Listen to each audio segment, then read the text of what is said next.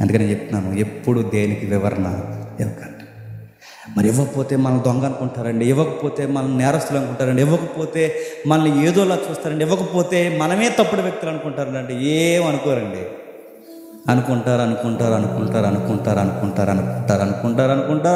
అనుకుంటారు. ఒకరోజు ఎలా అంటారు, మంచి కుర్రోడిని బాధ పెట్టేశారండి అని గుర్తుపెట్టు. అందుకని అంటున్నాను, యోసేపు దగ్గర ఒక సెట్టే కాదు, 10 చెట్లు కాదు, 99 చెట్లు వేసి ఈ ఒక్క చెట్టే తిను. 99 చెట్లలో ఏ వృక్ష ఫలం తినకంటే 99 మానేసి చెప్పండి ఒకటే తింటాడు. మన ఆదాము గారు 99 మానేసి చెప్పండి వద్దన్న ఒకటే తిన్నాడు. సేమ్ మనలాంటి వాడు.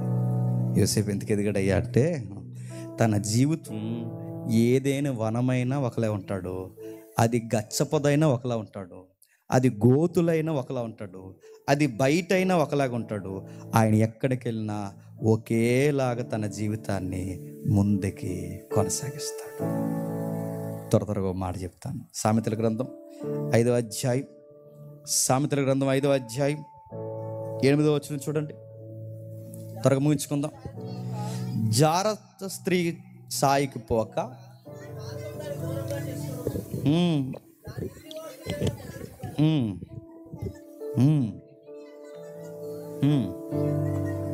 పరులకు నీ యవ్వన బలమును,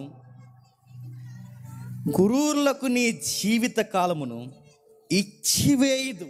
ఈ సూత్రం సొలొమోను చెప్పకముందే ఈ సూత్రం ఎవరికి తెలుసు చెప్పండి? యోసేపు గారు తెలుసు. నాకు ఆశ్చర్యకరమైన మాట, మరో మాట చెప్తాను. తన పనులందరినీ పిలిచిందట. ఒకసారి 10వ వచనం చూడండి. 39వ అధ్యాయం 10వ వచనం.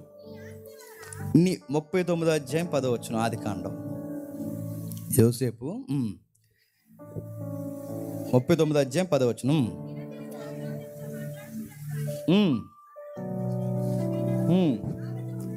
ఆమెతో ఉండుటకైనను ఆమె మాట విన్నవాడు కాదు. అట్లుండగా ఒకనాడు అతడు తన పని మీద ఇంటి లోపలికి వెళ్ళినప్పుడు ఇంటి మనుషులు ఎవ్వరూ లేరు. అప్పుడు ఆమె వస్త్రము పట్టుకొని అతడు తన వస్త్రమును ఆమె చేతిలో విడిచిపెట్టి ఏం చేసి తప్పించుకొని పారిపోయాను. ఒక మాట్లాడుతాను చెప్పండి, ఆమె అతని మీద నిందేసిందా లేదా? నేను ఒక ఆశ్చర్యంగా చెప్పి ఒక మాట చెప్పిన, ఆమె అతని మీద నిందేసింది. మరలా చెప్తున్నాను, ఆమె అతని మీద నిందేసింది. ఆయన తీసుకెళ్ళి జైలు వేశారు. ఇప్పుడు రివర్స్, ఆమె అతని మీద నిందేస్తే అతను తీసుకెళ్ళి జైల్లో పడేస్తే, జైల్లో పడేసిన వాడిని దేవుడు తీసుకెళ్ళి ఎవరి దృష్టిలో పడేశాడు చెప్పండి? రాజు దృష్టిలో. రివర్స్ ఏంటి చెప్పిన, రాజు దృష్టిలో పడాలి అంటే ముందు మనోడు ఎందులో పడాలి చెప్పండి? జైల్లో పడాలంటే ముందు ఈయన మీద ఏం పడాలి చెప్పండి? దీన్ని బట్టి ఏమర్థం అవుతుంది చెప్పండి? దేవునికి అనుకూలంగా వ్యక్తులు ఉంటే నిందలు కూడా సమస్తము సమకూడి చెప్పండి మహిమార్థముగా జరుగుతాయి. అది గోతులో ఉన్న గొయ్య సింహాసనానికి దారవుద్ది, అది నిందైనా పూదండకు దారవుద్ది, అది ఏదైనా మన సక్సెస్ కారణమవుద్ది. ఇవన్నీ అంటే మన కీడులు కూడా మనకి మేలు జరగాలి అంటే వీటన్నిటి వెనకాల మళ్ళీ చెప్తున్నాను సూత్రం, నీ జీవితం దేవుడు రాసిన పుస్తకం అయిపోవాలి, నీ జీవితం దేవుడు రాసిన పత్రిక అయిపోవాలి, నీ నిందలే నీకు ఘనతలు అవ్వాలి. ఒకరోజు నీ జీవితం స్టోరీలా చెప్పుకొని వాళ్ళ లైఫ్లో దేవుడు ఉన్నాడు రా అని మాట్లాడుకోవాలి. మరో మాట చెప్తున్నాను, ఆ 39వ అధ్యాయం 14 వచ్చిన చదివితే మీరు తర్వాత చదవండి. అందరినీ కాకేసేసిందంటే, ఇలా వచ్చిండి వెళ్ళారండి, ఒకసారి వెళ్ళారండి, అందరూ వెళ్ళారండి అని. ఎవడో చూడలేదు, ఇవిడికి కంగారు వచ్చేస్తుంది. ఎవరికి చూడకపోయినా అందరిని పిలిచి పెద్ద మీటింగ్ పెట్టిందట. ఆ మీటింగ్ బట్టి ఏం చేసిందట, ఇదిగో మన ఇంట్లో పనిచేస్తున్న ఇబ్రియుడు, ఆ కుర్రగాడు ఏం చేస్తాడో తెలుసా? నన్ను బలవంతం చేయకపోయాడు. వద్దు అన్నాను నేను, అనేసరికి నన్ను ఏదేదో చేయబోయాడు. నేను పరిగెట్టే సమయానికి రే నువ్వు ఇలా చేస్తున్నావేంట్రా అని పట్టుకోవాలనుకున్నాను. ఆ టయానికి ఆడు భయపడిపోయి వెళ్ళిపోయాడు. ఇదిగో ఎవిడెన్స్ అని ఏం చెబుతుందట. నాకు అర్థమైన విషయం ఏంటి చెప్పనా, ఈ పనికి మాలింది ఎన్ని చెప్పినా ఒక్కడ నమ్మలేదండి అక్కడ. మీరు చూడండి కావాలంటే. ఆ పనికి మాలింది ఎంత వాగినా ఆ గుడ్డు భర్త తప్ప ఎవడు నమ్మలేదు. అతను కూడా నమ్మడు లేదు, నాకు పూర్తి క్లారిటీ లేదు. ఎందుకంటే ఆ కుర్రోడు ఎలా అంటాడో తన చుట్టూ ఉన్న వాళ్ళకి చెప్పండి తెలుసు. తన చుట్టూ ఉన్న వాళ్ళకి ఎలాంటి వాడో తెలుసు కనుకే ఎవ్వరు నమ్మలేదు. ఒకవేళ ఎవరైనా నమ్ముంటే అక్కడ రిప్లై కనబడదు. మీరు చదవండి, ఒక్క రిప్లై కనబడదు. మేము అనుకున్నాం మేడం అలాంటివాడే. ఈరోజు మీరు చెప్తే కానీ మాకు అర్థం లేదు. అనలేదు చూడండి, ఒక్కడు అనలేదు చూడండి. యోసేపు జీవితం ఎలాంటిది చూడండి. ఒక్కడు కూడా నమ్మలేదు. నమ్మరు. పనికి మాలిన వాళ్ళు వచ్చి మన మీద నిందలేసినంత మాత్రాన జనాలు నమ్మేస్తారనుకోకండి. మరో మాట చెప్పనా, ఎక్కువ వివరణ కూడా దేనికి ఇవ్వకండి. ఎక్కువ వివరించేసామనుకోండి, వివరణలో కూడా తప్పులు ఎతికే వంకరోళ్ళు ఉంటారు తెలుసా. చెప్పకండి. నా ఫస్ట్ లైఫ్ ఎక్స్పీరియన్స్ నాకు కూడా తెలుసు. నేను ఎంగేజ్మెంట్ చేసుకుంటే కరెంట్ పోయింది. ఎంగేజ్మెంట్ నిజంగానే కరెంట్ పోయింది నా లైఫ్లో. అప్పుడు ఎంగేజ్మెంట్ చేసుకుంటే వాళ్ళు కొంచెం అప్పర్ క్యాస్ట్ నుంచి వచ్చిన వాళ్ళు, మా వైఫ్ వాళ్ళు అటు సైడ్ నుంచి, వాళ్ళ అంతా ఓసి. వీళ్ళు కొంచెం కన్వర్ట్ అయిన క్రిస్టియన్. మా అత్తగారు ఎక్కడెక్కడ ఉండాలండి ఆ శివాలయంలో మంత్రాలు చదివేదట. చేంజ్ అవ్వరు కానీ వెంటనే కొంచెం టైం పడుతుంది. వాళ్ళ బ్యాక్గ్రౌండ్ బేస్మెంట్ తక్కువ. ఈ పిల్ల ఎంగేజ్మెంట్లో బొట్టు పెట్టుకుంది. నా కంగారు నాది. బొట్టు పెట్టుకుందో ఏమెట్టుకుందో నేనేం చూడలేదు. చూసినా వెంటనే తీసే మళ్ళీ. ఆ బొట్టు కోసం నన్ను ఎంత ఇబ్బంది పెట్టారు తెలుసండి సోషల్ మీడియాలో. జేమ్స్ ఇన్ని కబుర్లు చెప్తాడు.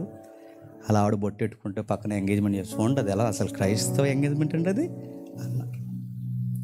నేను చేసిన ఫస్ట్ మిస్టేక్ అండి చెప్పనా, ఈ అడిగిన కామెంట్స్కి నేను సమాధానం చెప్పాలని ఒక అరగంట వీడియో చేశానండి.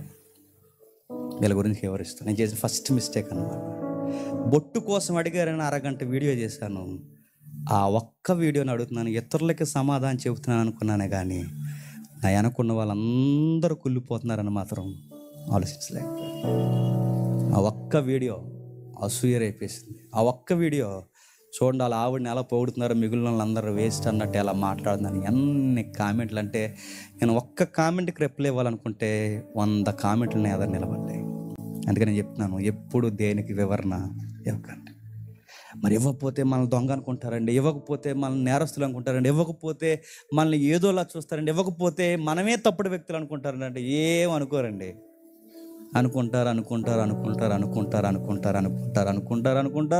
అనుకుంటారు. ఒకరోజు ఏలే అంటారు, మంచి కుర్రోడిని బాధ పెట్టేసామండి అని గుర్తుపెట్టు. ఈ జనాలు అలాంటి చెప్పినా ఎలాగా మాట్లాడతారు చెప్పండి, అలాగా మాట్లాడతారు. ఈ సందర్భంలో ఒక మాట చెప్పి నేను ముగిస్తాను. మరియం ప్రెగ్నెంట్ కదండి, తల్లి అయిన మరియ గారు. ఆమె ఎవరిని ఇస్తూ కూర్చుంటే నాకు పరిశుద్ధాత్మ వల్లనే గర్భవతిని అయ్యానని ఎవరిని ఇస్తూ కూర్చుంటే ఒక్కడు నమ్ముతాడండి, ఒక్కడు. తను ఒకే ఒక్క ఫ్రెండ్ ఉందండి, ఎలిజబెత్ అమ్మ. ఆ ఎలిజబెత్ అమ్మ దగ్గరికి ఎక్స్ప్లెనేషన్ ఇవ్వడానికి వెళ్తుంది. ఇదిగో నా గర్భం ఎవరు నమ్మినా నమ్మకపోయినా పర్లేదు, కానీ నాకున్న ఒకే ఒక్క స్నేహితురాలు నువ్వైనా నమ్మని చెప్పడానికి వెళుతున్నప్పుడు మన దేవుడు ఎంత గొప్పడో చూడండి. యథార్థవంతురాలైన మరియమ్మ తను వివరణ ఇవ్వడానికి వెళుతున్నప్పుడు దేవుడు నువ్వు చెప్పడం ఏంటమ్మా, నీ వివరణ ఏంటో ఎలిజబెత్కి నేను చెప్పేస్తాను. మరియమ్మ ఏ వివరణ ఇవ్వకుండానే చెప్పండి, ఎవరికి వివరించడానికి వెళుతుందో వాళ్ళే వివరిస్తున్నారు. నువ్వు స్త్రీలలో ధన్యురాలువి అన్నారు. నేను మళ్ళీ చెప్తున్నాను, వివరించకండి. యోసేపు, సార్ నేను ఎప్పుడైనా అకౌంట్స్లో ఎప్పుడైనా డబ్బులు తీసుకోవడం మీకు తెలుసా సార్? నేను ఎప్పుడైనా ఏదైనా చేశాను సార్? మీ ఇంట్లో ఎప్పుడైనా ఏ వస్తువులైనా పోయే సార్? ఎంత ఇలా నమ్మకంగా ఉండేవాడి సార్? నేను ఎంత ఇలా ఉన్నప్పుడు నా మీద నిందేస్తే మీరు ఎలా నమ్మేస్తున్నారు సార్ అని ఇలాంటి బోర్డేవర్లను ఏమైనా ఇచ్చాడా? నమ్ముతున్నారా? నమ్మండి సార్. జైలుకి పంపించడం మీ మోటో అనుకుంటే సార్ పంపించేయండి సార్. మరో మాట చెప్పనా, నేను అనుకుంటానండి, ఒకవేళ యోసేపు కనుక జరిగిన విషయం నోరిప్పి చెప్తే ఆ పెంటతో సూసైడ్ చేసుకొని చచ్చిపోవాలి. కాపురం ఉన్నది ఇక్కడ, నోడు మెరగకూడెత్తడాలి. ఆయన చెప్పాడా? ఒక డిసైడ్ అయిపోయాడు, నాకు గోతులో ఉండడం తెలుసు, ఒంటరిగా ఉండడం తెలుసు, అన్నయ్యల చేత వెలివేత తెలుసు, అన్నీ తెలుసు. ఇన్ని బాధల మధ్య అలవాటు అయిపోయింది కనుక ఈ నిందలో జైల్లో ఉండడం కూడా ఇది కొత్త ఎక్స్పీరియన్స్ అనుకున్నాడు. అంతే, వెళ్ళిపోయాడు. కానీ విషయం ఏంటి చెప్పినా, ఆ నిందలే భవిష్యత్తులో పూదండలు కాబోతున్నాయని యోసేపుకు తెలుసో తెలీదో నాకు తెలియదు, కానీ అది దేవునికి తెలుసు. చివరిగా మాట చెప్తున్నాను, జైల్లోకి వెళ్ళిపోయిన తర్వాత ఇప్పుడు ఏదైనా తోటలో జైల్లోకి వెళ్ళిపోయాడండి. ఏదైనా తోట అంటే ఇల్లు కదా. ఇప్పుడు ఈ ఏదైనా తోటలో జైల్లోకి వెళ్ళిపోయాడు. జైల్లోకి వెళ్ళిపోతే ఎవరు గుర్తొస్తారు చెప్పనా? దానియేలు గుర్తొస్తాడండి. మళ్ళీ దానియేలు జైల్లోకి వెళితే సింహాలు నోర్లు మూయించేశాడు. నెక్స్ట్ యోసేపు జైల్లోకి వెళ్తే తోటి ఖైదీలు నోర్లన్నీ మూంచి ఆఫీసర్ని కూడా చెప్పండి కంట్రోల్లో పెట్టేశాడు. మరలా నేను చెప్తున్నాను, సింహాల బోన్లో సింహాల మీద అధికారి అయింది దానియేలు అయితే, ఖైదీల బోన్లో ఖైదీల మీద అధికారి అయింది ఎవరు చెప్పండి? యోసేపు. దేవుడు మనతో ఉన్నాడు అనుకోండి, ఎక్కడున్నా చెప్పండి, మనమే ఆఫీసర్లను గుర్తుపెట్టుకుంది. అంతే. దేవుడు మనతో ఉన్నాడు అనుకోండి, సక్సెస్ మందే, పొజిషన్ మందే. దేవుడు ఏలికగానే మనం చేస్తాడు, ఎన్నిక లేని మనల్ని పాట పాడుకున్నాగా ఏలికగా చేస్తాడు. ఎన్ని జరిగిపోయినా, ఏమైపోయినా, ఎంత వ్యతిరేకమైపోయినా, ఇదిగో ఎన్నిక లేని నన్ను ఏలికని చేసి అనేకులకు వింతగా నిలబెట్టేశావు. ఈ స్టోరీ అంతట్లో మీకు అర్థం కావాల్సిందే. మళ్ళీ చెప్తున్నాను, పేతురు పత్రికలో రాయబడిన మాట ముందే మనం చదవకుండానే పూర్వమే ఎవరి జీవితంలో ఈ మాట నెరవేరిందో తెలుసా? యోసేపు జీవితంలో నెరవేరింది.